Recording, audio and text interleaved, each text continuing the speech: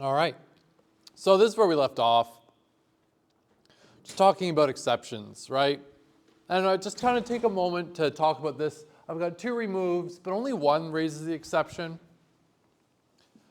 the end of the day, this really is a design decision. Why does one return false if it didn't succeed and the other one an exception? Well,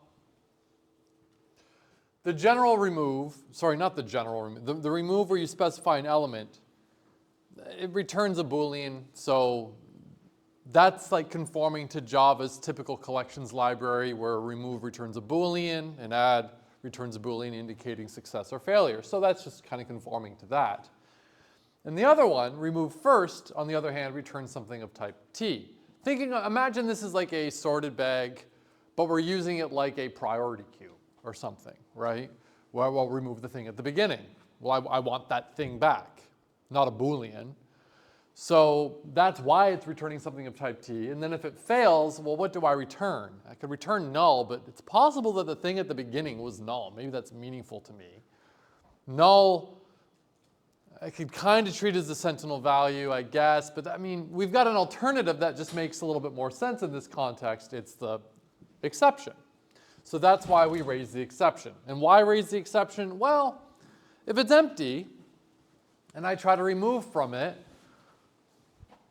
what should I do? This goes back to the same thing we've been saying about exceptions since last semester. What do I do? Should I stop running the program immediately? Should I ignore it? What do I do? Well, I don't know what to do because I'm just writing the collection class. I'm writing the bag class. Someone else is going to use it. So I don't know what they're going to want to do if something funny happens. So we raise the exception and then push the buck onto them, and they have to deal with the exception. You'll notice too that in this exception I've got a string.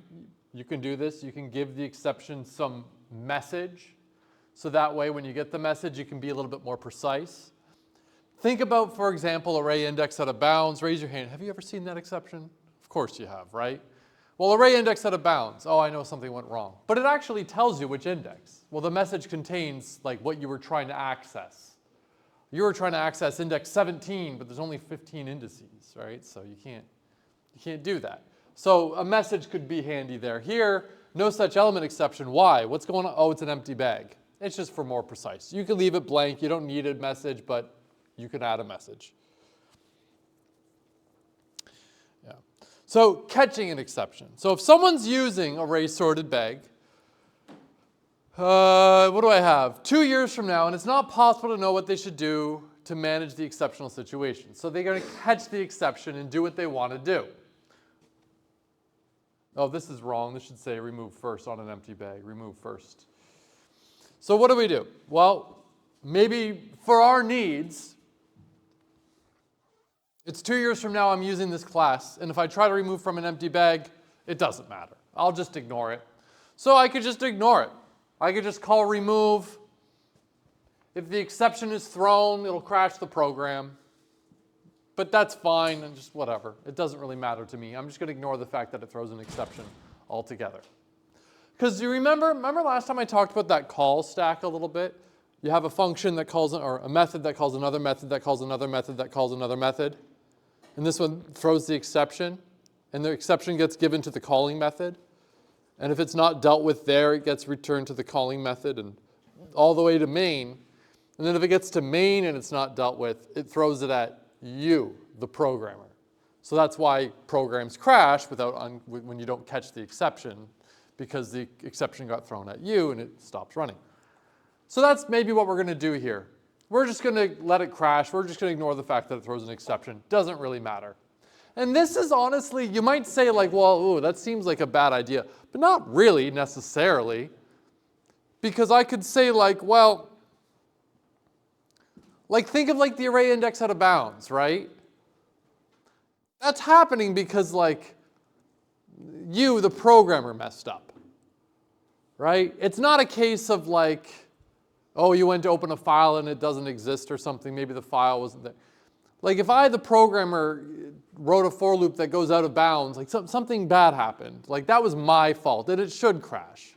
So there really are some types of exceptions that you should never even really bother trying to catch, because Like you're never going to write catch array index out of bounds. No, that's just you messed up as the programmer.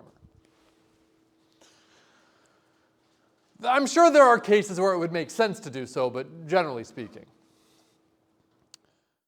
Maybe this is super important code for, like I was saying, running medical equipment that delivers radiation therapy. And so if something bad happens, that means something really peculiar happened and your program should stop immediately. So instead of just crashing, we'll just stop the program, but we'll stop it nicely. We'll give it a soft landing. And this is an example of like, try to remove the bag, and if you catch that exception, I've just got this, on line 4 I say some cleanup method to just, do whatever needs to get done, and then stop. So it's a little bit of like a softer landing for a stop running. Or maybe it just doesn't matter. Or maybe it really matters that it keeps running. So you could catch the exception. In this particular example, I'm saying e.print stack trace. That's something you can do, by the way. You could take the exception, and it's got a method, print stack trace, that'll tell you where in the call stack it was, where something went wrong. But otherwise, it just carries on as if it's normal. It catches the exception, doesn't really do anything. It just logs the fact that it was there, and it carries on running. Maybe this is important because your programmer is keeping a helicopter in the air. Or, this can happen sometimes. You can rethrow the exception. You kind of like repackage it. So, like, oh, if I said the bag, no such element exception is caught, maybe for my needs, I can have a special purpose exception that I've called here my specific exception. It just basically repackages the exception, throws it somewhere else, just for bookkeeping purposes. Now, to be clear, all of these examples are just examples. They're contrived. I'm not saying that, oh, this is what you should do in any of these cases. No, I'm just showing you a variety of different things you could do. And it's possible, and this happens a lot with like file I/O, but it's possible that I'm going to call a method that could raise several different types of exceptions. So, and maybe depending on the type of exception that was thrown, I want to do different things. So I could say, okay, call that method. And then we've got this series of catches, which is basically like a series of if statements. If you see this exception, this is what you do. If you see this exception, this is what you do. And if you see this exception, and so on and so on and so on. And here we've got this like finally at the end. That code's going to run no matter what. It's just the keyword with exceptions. But yeah, you can have several different exceptions and different like cases on how to deal with the various types of exceptions. But one interesting thing to note here is exceptions have a class hierarchy. So if I caught like a runtime exception, and then I have a no such element exception, a no such element exception is a runtime exception. So if I catch a runtime exception first, it's going to do that code, not this one. So you actually have to be careful about the ordering of your exceptions to make sure you are dealing with it accordingly. Generally, you start with the more specific ones and you get more general as you go, but it's whatever you're going to want to do is whatever you got to do. And I really want to, like here we go. And this is an example of what I mean. A file not found exception is an I/O exception. But an I/O exception is far more general. So you wouldn't want to do it like this. You'd want to have it in the other order. If a file's not found, do this. If you get any other general file I/O exception, do that. Where if it's in that order, well, because a file not found exception is an I/O exception, it's just going to ignore the I/O exception one. So order matters. And in fact, I'm not 100% sure, but I'm pretty sure if you type this into IntelliJ in like the wrong order, IntelliJ is going to be like, I think you want to fix that order. I think it's smart enough to know these days. Yeah, and then finally, sometimes it's necessary to have code run regardless of any exception was thrown, which exception was caught, whatever. So a lot of times with like file I/O and whatnot, like closing files appropriately. Because remember, you always close your files. Remember? Remember, always close your files.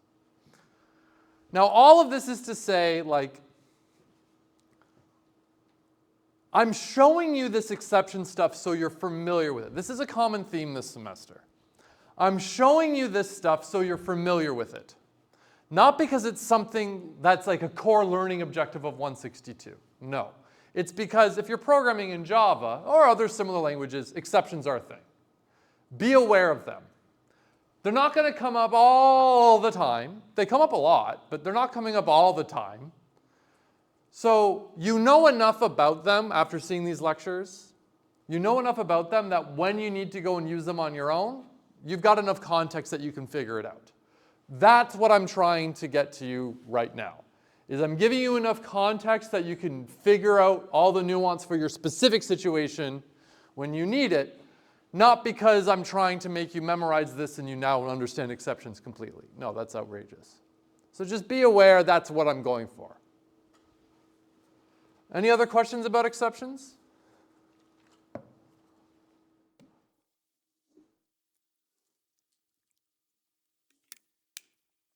All right.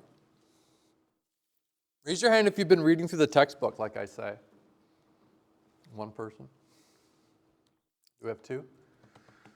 No. Raise your hand if you have the textbook. One person, two, three. All right. But you're not reading it? Four? What is the... I don't know what it's called offhand, but it's in the syllabus.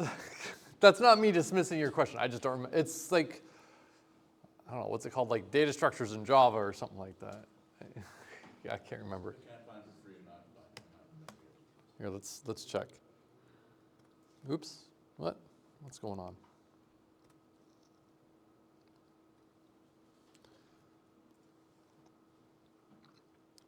Java Software Structure, Designing and Using Data Structures, 4th edition. There you go, that's what it's called.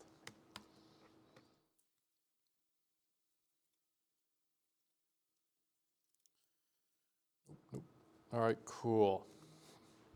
All right, memory and the call stack. Now I just kind of explained to you what the call stack was. Whenever you have a method or function that calls another one, that calls another one, that calls another one, every time we call a method, the method's going to run and finish eventually, hopefully. And then when it's done, it's got to return. But like, there's a lot of information. Like the program needs to know, well, where am I returning to? Is there a value that got given to me, a value I got to return? Like what? So we got to keep track of where we are in our program, and this is where the call stack comes in. Now, actually, before any of this is said, I'm going to be talking about our common, how these computers work. You can design a computer however the hell you want, assuming it works. But today, typically, we are using like almost always, we're using computers that are based on the von Neumann model. It's a specific design of how a computer works. But it is not the design. That is not how a computer must work. It's just one of however the hell you want to do it. You can implement it however the hell you want. But I'm talking about the von Neumann model, okay? And that's usually what, it goes without saying in the context of learning computer science, right? But to be clear, we're talking about a specific architecture, all right? So, and you know, take a moment and think. Like in our programs, often we have like function and data, right? There's code that says like this is the functionality. And then there's also data that operates with those functions, right? If you have a function that's like a plus b, well, that's the function. And then you give that function like 1 and 2, you get back 3, right? There's function and data. But there isn't, is there? There's zeros and ones. That's all there is. There's low voltages and high voltage. That's all there is, just a bunch of switches. So you have data and function and like instructions, but they're all actually just the same thing. It just all depends on how you interpret those low voltages and high voltages, how it gets decoded. How was it encoded and how is it getting decoded? So that's really what we have here. And in the von Neumann model, one of its amazing things or shortcomings, depending on who you ask, is going to be the fact that you have shared program and data memory. And a noteworthy alternative to the von Neumann is the Harvard architecture, which has separate for instructions and data. Von Neumann is usually what we have. Instructions and data are literally physically stored in the same memory address space. And this is a recipe for disaster if you mess this up. But fortunately, our modern programming languages do a damn good job at not letting you mess this up. All right, okay. Having common memory address space for instructions and data could be, yeah, like I literally just said. However, modern computer systems, like I just said, and many programming languages, Java included, memory is logically separated between like your instructions, your classes, your interfaces, functions, methods, whatever, and your data. Now, what's actually interesting is Java and a lot of other modern languages kind of logically separates things a little bit more. But literally, you've got RAM on your computer, and it's just full of zeros and ones, low voltages and high voltages. That's both instructions and data. So Java, we have a chunk of memory for instructions. Then we have a chunk of memory for dynamically allocated stuff, things that need to be allocated at runtime. Like if at runtime it says, okay, I need to make an array of size 17. Right? There's a chunk of memory for that. And there's a chunk of memory for what's currently happening, your variables, parameters, and whatnot. Before I carry on, I am going to be talking about this at a very high level. Very, very, very, very, very high level. The purpose of this topic is to give you an idea of how it works. It's not to really teach you how this works. It's to give you an idea of how things are broken down. Whenever we're learning something, we need to learn something at some level of abstraction. When we're talking about Java, like starting at Java and learning about Java or Python, some programming language, some high-level language, and we're learning, what an if statement is, what a function is, and whatnot. As we learn more, we can get more and more abstract in how we learn this stuff, right? But starting at Java, for programming a computer, for making a machine, for making silicone do stuff we want it to do, is insanely high level already. Because at the end of the day, we have low voltages and high voltages. And we have transistors. And a transistor is just like a fancy word for like a switch that you can control programmatically. That's really what we have. And there are so many layers of abstraction between that and Java. So we already need to concede that we're not going to learn about this right now. You're going to learn about that next year if you're taking more computer science.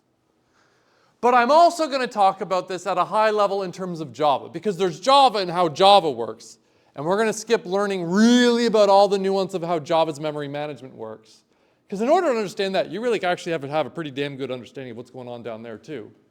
So we're going to start at a high level of abstraction. But I think you're going to be fine and comfortable with it. But I'm just giving you warnings that you're not going to be an expert on how memory really works. Okay. Memory is broken down into two broad sections. The stack, which is literally a stack, like we've learned, as the data structure. It's a stack. Traditionally, a stack is called a pushdown. But I don't know why or when we started calling them stacks, but we call them stacks now. But if you ever hear the word pushdown, you're talking about a stack.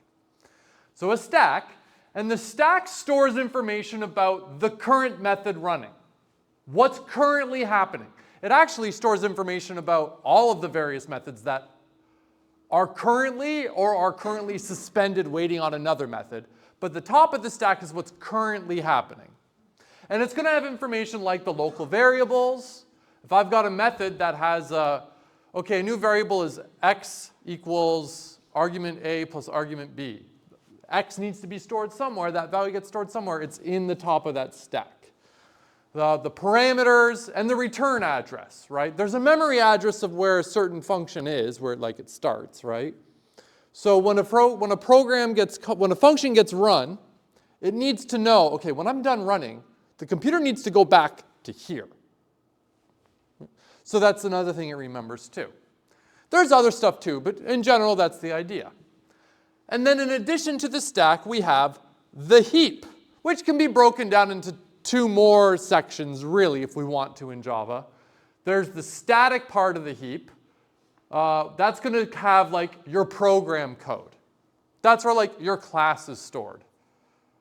When you hit run, the code for what it means to be a sorted bag is stored somewhere in RAM in the heap. So in the static part, and then there's the instance information. This is where like objects get put. Technically in Java you can break it down further, but we're not gonna. So the stack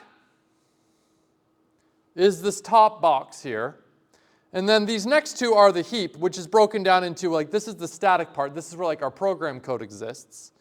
And this is where like, oh, you just made a linked structure, right? Well, the linked structure exists here, but the reference variables to where I get to it are stored in like the stack. Okay? You don't have to memorize this picture. But we've got the stack, that's currently what's going on. We've got a chunk of RAM for like your objects. And then we've got a chunk of RAM for, well, the actual like instructions and code, all the stuff that's ain't gonna change, it's static.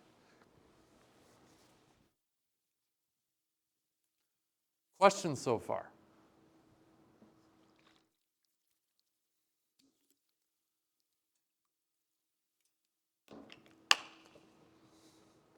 All right, For example, calling bag T, my bag equals a new array sorted bag. The information on what an array sorted bag is stored in the static area of the heap.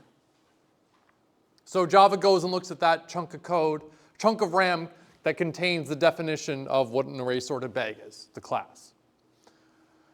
The array sorted bag instance is created and put into the object part of the heap.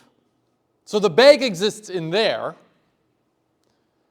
And then if you say like, well, hold on, what if I had a function that was running or a method that was running that created that bag? Shouldn't it be stored in there? Because that's where you said all the local variables exist. No. That's where the variable exists. The reference variable, my bag. The reference variable, my bag, is stored somewhere in the stack that has reference into the object chunk of RAM of the heap that actually is, like, has the bag there. Big difference. Questions?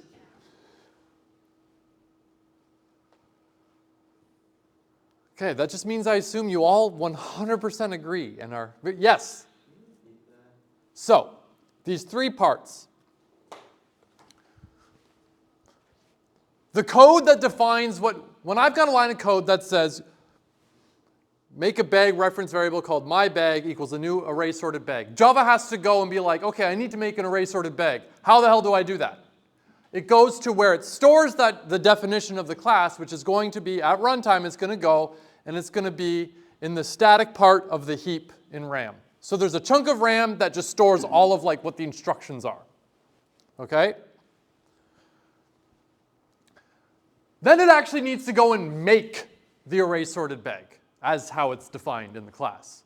And the bag, the actual bag instance that exists, will exist in the object chunk of the heap. And the reference variable is stored on the stack. Objects won't be in the stack. They won't be. Now, in other programming languages, they could be. And it's a whole other thing that we're not going to get into.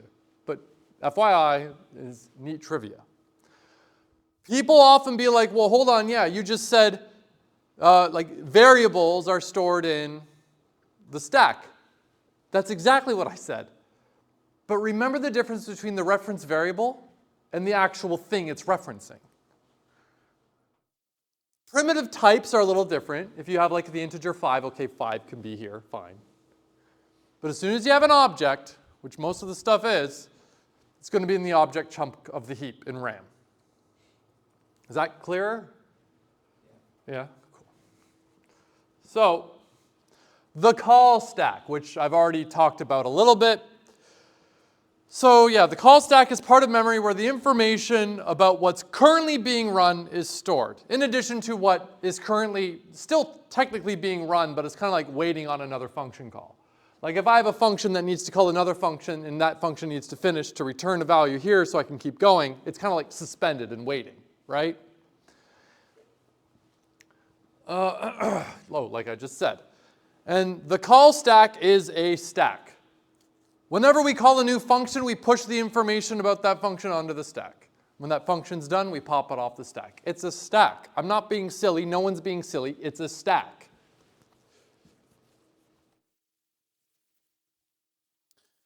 And it's actually kind of interesting. Because I'm actually kind of curious, because I'm willing to bet some of you have actually kind of thought about this a little bit. But we all have a mental stack. In fact, that's a phrase that people use. We all have a mental stack of what we're currently doing. Obviously, we're not going to follow it as purely as like the definition of a stack, but like, you know, you're doing something, and let's say someone pulls your attention away. Maybe you're doing something, and then someone gives you a phone call. So you stop what you're doing, you pick up the phone. But you're not done what you're doing, you're just waiting on it. And then I'm in my office on my phone, and then someone knocks on the door, like, oh, yeah. I deal with them, and then once I'm done dealing with them, I go back to the phone call, and once I'm done on the phone call, I go back to what I was doing. That's pretty basic human behavior. We do this all the time. We operate on a stack in our day-to-day lives frequently. Now, obviously, maybe it's not as pure as that example, but like how many of you had similar things like this example? You're debugging some problem A, but when working on A, you realize there's another issue B that needs to be solved, and then you can't solve B without fixing C, and then you fix C, so then you can go back to B and then fix that, so you can go back to A and fix that. This is very common behavior. So a call frame is what we're actually putting on the stack. This is basically the data we want to put on the stack. And the data we want, each time a new method is run, a call frame is created. Sometimes it's called like a call frame, a data frame. There's a couple of words people will use, all the same idea. It stores the information about what's currently going on. The call frame compares important information for execution of the method. So space for the method's parameters. It has space for local variables. So if the data type is a primitive type, the data is actually stored in the call frame. If it's an object, it's just a reference variable that references to the object, part of the heap, remember.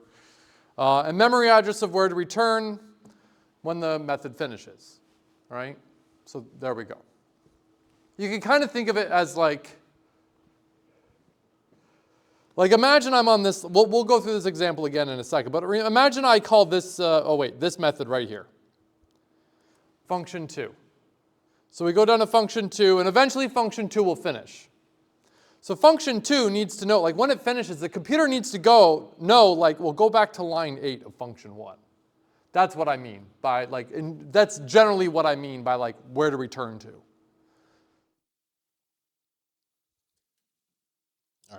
So when running the method, when the running method finishes, it's popped from the stack and the memory is deallocated. And this is an interesting thing to note. What's nice about the stack is the computer's really happy to manage that memory for you. You put something on the stack, when it's done, when the method's done and it finishes, it gets popped from the stack, that memory is deallocated, it can be used for whatever. Garbage collection isn't really like a thing in this context. Where garbage collection comes in is in the object part of RAM, of the heap. When an object isn't referenced by anything anymore, that's when garbage collection comes in. And that's where, like I said, technically in Java, you could break down the memory even further into smaller buckets. Yeah, there's all these things about how old different objects are and their age and when they finally get deallocated. There's more nuance there, but garbage collection is dealing with the object part of the heap. So running the above example, right? So look at this code for a moment. We have main. Main calls function 1, but main isn't done yet. Function 1 calls function 2, which goes to function 2, and function 2 calls function 4, which needs to finish. So we've gone from like main to function 1 to function 2 to function 4. But the main, function 1, function 2 are still, like they're not done yet. We're on function 4.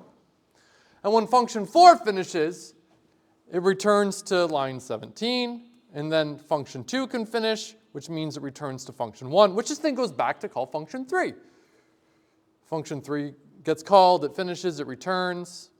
Function 1 can finish, we go back to main. And so we've got this little GIF here, 2 to 4, goes back to 2, goes back to 1, goes to 3, 1, main, program's done. So that's what's happening. Cool? So that's the call stack. The heap, like I said, broadly speaking, can be broken down into static space and instance space. Static space, that's your classes, static methods, static variables, interfaces. And then the instance, that's where it stores the objects created at runtime. The object, each object, it knows its type, the values, the fields, everything for that object.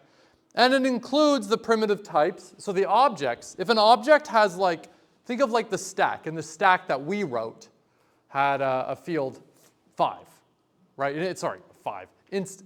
A field top that could be something like the integer 5, right? Some primitive type. So that primitive type would be stored in that object. But if objects have reference variables to other objects in there, think of like a linked bag. A linked bag is an object that has references to linked objects that have references to linked objects, and so on and so on. So objects can have reference variables themselves, and when that happens, like we've got like an example of that like here, right? So that's entirely fine how it would work. Okay, and then garbage collection. When a method finishes running the call frame, the stack, it's not needed anymore, memory is deallocated. When an object in the instance space is not needed anymore, garbage collection comes into play. In some programming languages, so this is interesting. In some programming languages like Java, we have garbage collection. There's a process that's running with Java that goes like, that object in RAM, nothing references it anymore, we can get rid of it. Now, technically, it's not going to deallocate it. It's not going to like go in and like erase that memory. It's just going to go and just know that it can be overwritten later.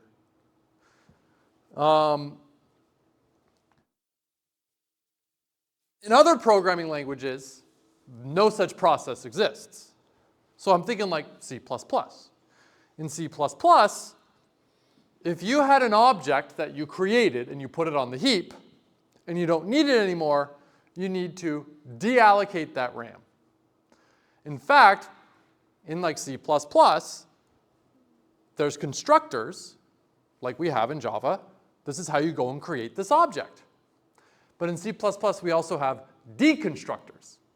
This is how you go and you delete that object. So you actually have to be doing on both ends. If you don't deallocate your RAM, for small programs, not that big of a deal. But if you don't go and deallocate that RAM, you're going to have what we call a memory leak, where if you've got a program, even if it's only got the small leak where like a very small amount of RAM gets wasted because it gets allocated and never deallocated, if that runs enough, if that's running for a long enough time, your program's going to take up like all of your RAM, and your program can crash or your computer can crash. So memory leaks, big problem. A lot of modern languages, when an object's not reachable, we've lost reference to it, garbage collector comes along.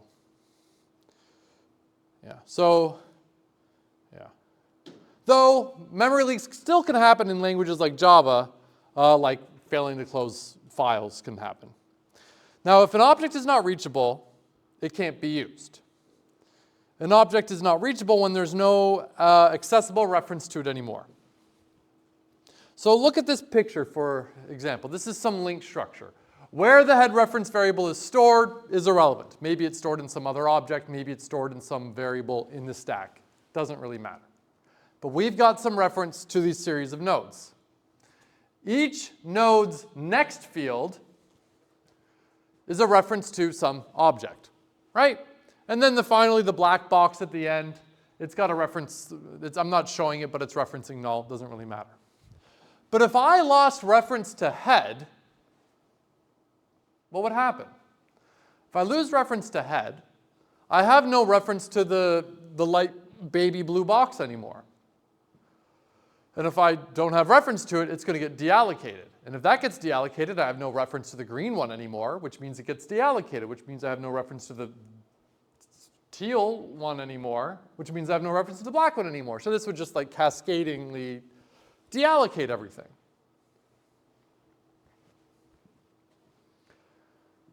Just because something has if I'm a node and I reference you, you can still exist because if I'm the only reference to you, you're fine. But if nothing references me, sometimes students will be like, yeah, but something's referencing. Like, if nothing references me, you can be like, yeah, but you still reference something that's important. Too bad. Just because you're being referenced doesn't mean that the thing referencing you is still being referenced. Like the example with the link structure I just said that has the cascading effect of deleting everything or deallocating everything. Okay, cool. So now look at this code. What's going to happen? I know I've shown you this code. A lot of you have seen code just like this before. I like to show it to students in 161, but maybe you forget. What's going to happen if I call this method uh-oh?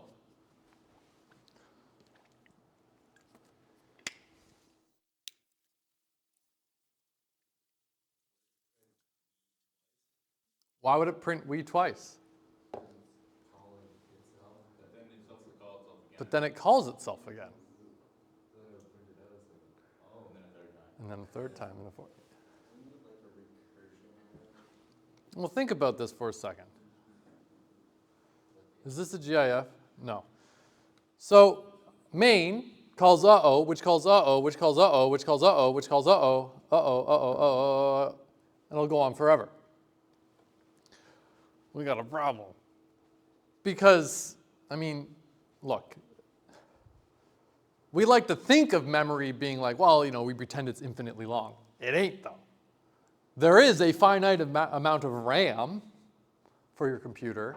And by the way, when you run Java, Java isn't going to your RAM and being like, this is all mine. No.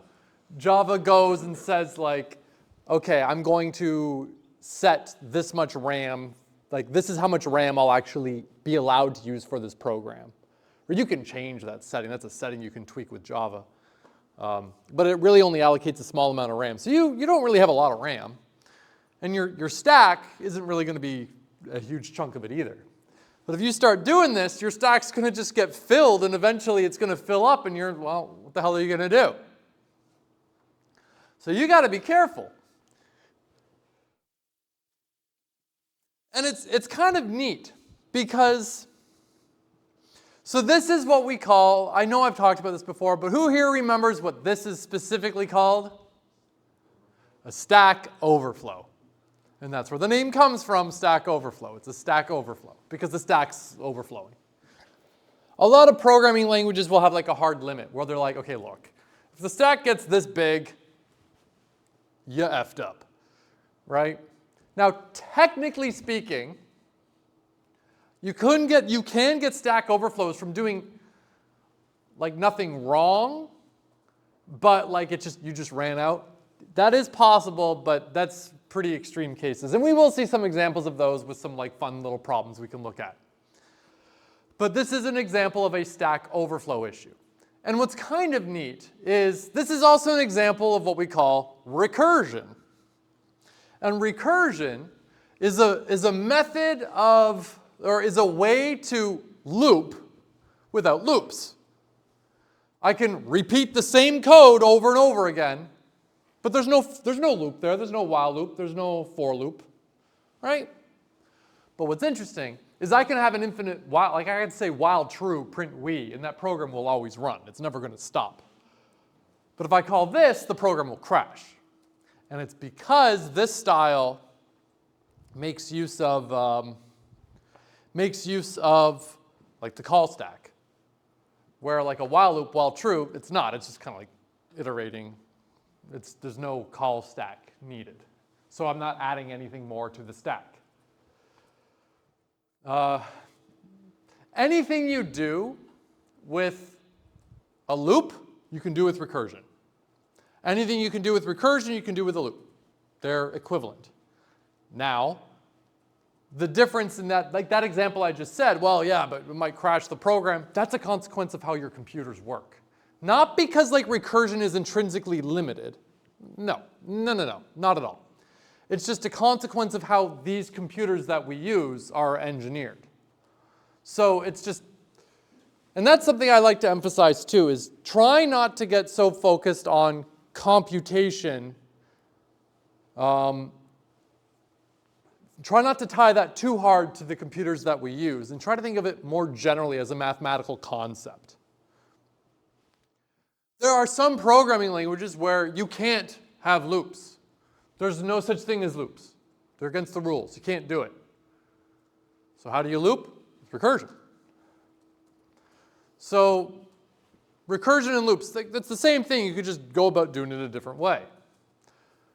Now, we are going to make use of recursion, but when we make use of recursion, we're going to have to do it a little bit carefully because we don't want to run into this problem. If I want to have this run only 10 times, I need a way to say only run 10 times. As a way, like if I have a while loop that counts to 10 or something. So we need to have limits on it. And I will also say that recursion is a lot of programmers, I feel like, raise your hand if the first major experience you had with programming was like with me in was in 161, really high. Okay, so you're biased because when you think loop, you think loop, right? You think of a while loop or a for loop. Whether it's Python or Java, it's the same idea, right? But you're biased because that's how you were like taught loops. But I could teach you iteration. I could have taught you iteration from the get-go with recursion. And if I did, you'd be biased that way. You would think loops, you would think recursion. You wouldn't think the for loops and the while loops. And it's actually funny because there was a year during my undergrad where I spent time using a programming, the only programming I did was in a programming language where there was no such thing as loops. If you wanted to loop, you needed recursion. And there was like a year where that's all I had. And when I went back to a language like, it was C# I went to, I couldn't wrap my head around loops. I couldn't remember how to do a for loop. Just because I got so used to doing it the other way. The point of this is, the underlying idea is doing the same thing over and over again. Whether you do that with a loop or recursion is whatever. But the underlying, like, what I want to achieve is the same. At the end of the day, in nature, we live in a universe where there are a lot of processes that just keep kind of going on. They just like, they seem to loop whatever they iterate. They just keep going, right? That, like, in nature,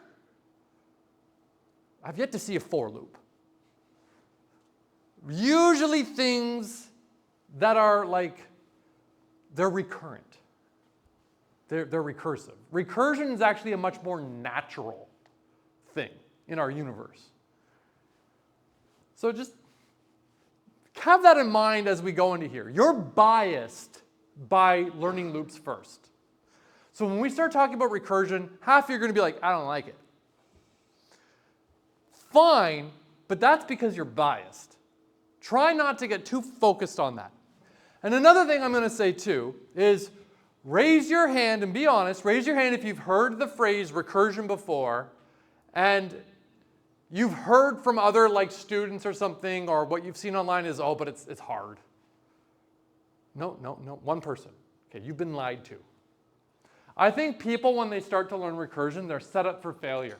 I think they're told it's hard, so they go in expecting it to be like difficult. It's not trivial. Like everything we've learned, it's not trivial. But if you've been told, oh, that's hard, this is do or die, this is where people like they don't make it because recursion cuts them. No, that's BS. And I think it's because it's like a self-fulfilling prophecy. I'm not saying it's trivial. I'm just saying it's probably not as scary as you think it is. In fact, it's doing the same thing over and over again, like you've been doing just with loops. Now we're going to do it with recursion. Yes? So if you can use recursion in any language, why do some languages have like for loops? Because, so, at the end of the day, that's a very interesting question that could take me like an hour to answer. So I don't want to ignore it. So recursion is, at the end of the day, our computers are very stateful, right? At every given point, your computer has like a state. There's information it has to know. And I'm trying to think of the best way to answer this. Because I don't want to say it's, I don't want to say it's, this is a tricky thing to answer on the spot. I haven't really thought of a good answer to this. I know, in my mind, I'm like, well, obviously it's because, and I'm like, how do I explain that? If you go back to, I think there's like a historical reason. I think if you go back to how we were programming computers back when computers were like really old, and we didn't have like modern programming languages, and at best we had like assembly. That's kind of how we would do it. It was always be like, okay, go repeat these instructions, repeat these instructions. We could have done it recursively, but that was just kind of how we did it. Which then, through a series of like, well then we went from assembly, then we invented these more higher level languages and higher level languages. They were always built on the previous one, so it just kept adding to it. And there's nothing wrong with a for loop, right? Like I can write down instructions that aren't, it's not even code, just instructions to somebody and they can follow it, whatever. I think it's because it's more tools to solve the same problem. Who cares, right? It's an interesting question, though. It really is. Now, there's part of the reason there are some languages that don't allow loops is because loops are intrinsically stateful. And remember, we kind of like to avoid having too much state because that can create issues. There's nothing wrong with states. But think of what I mean state, I mean like, okay, you have a counting variable. That variable has a current state. You increment it. It has a new state. You increment it. You have a current state, right? Recursion, there's like no states. There's a state, but the states are immutable. You can't like change each individual state. So recursion's a little bit more pure. So that's part of the motivation for excluding the loops. But yeah. Other questions? Okay, let's stop here because I don't want to start recursion with 1 minute left. I will say, I think teaching recursion is like one of my favorite things to teach in first year. So be ready to be excited.